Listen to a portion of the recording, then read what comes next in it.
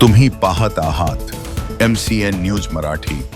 शेतकऱ्यांना ट्रॅक्टरसाठी डिझेल उपलब्ध करून द्या। ठाकरे गटाचे बुलढाणा जिल्हाधिकारी कार्यालयासमोर निदर्शने। बुलढाणा जिल्ह्यात सध्या इंधन टंचाई भासत असून शेतकऱ्यांना ट्रॅक्टरसाठी डिझेल मिळत नसल्याने शेती मशागतीची कामे रखडली आहेत। येत्या 15 दिवसात शेतकऱ्यांना पेरणी करावी लागणार आहे। आताच शेती नांगरणी केली नाही तर शेती पेरायची कशी असा प्रश्न शेतकऱ्यांसमोर उभा राहिला आहे। शेतकऱ्यांना ट्रॅक्टरसाठी डिझेल उपलब्ध करून द्यावे या मागणीसाठी 20 मे रोजी ठाकरे गटाने जिल्हाधिकारी कार्यालयासमोर निदर्शने करून जिल्हाधिकारी यांना आपल्या मागणीचे निवेदन दिले। MCN न्यूज मराठी करिता रवींद्र शिरस्कार, बुलढाणा।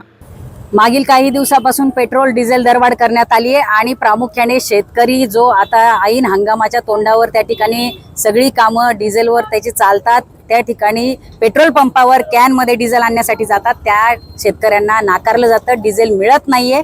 खूप मोठ्या प्रमाणात शेतकऱ्यांना याचा त्रास सहन करावा लागतोय, सामान्य नागरिकांना त्रास सहन करावा लागतोय।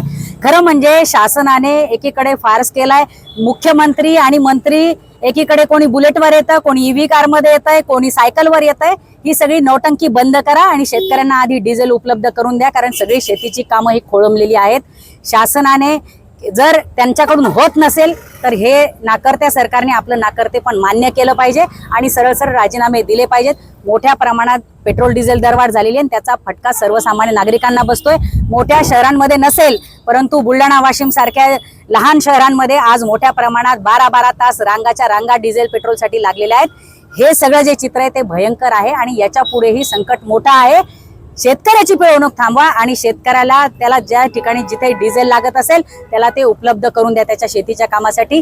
या मागणीसाठी आम्ही या ठिकाणी आज आंदोलन केलेलं आहे।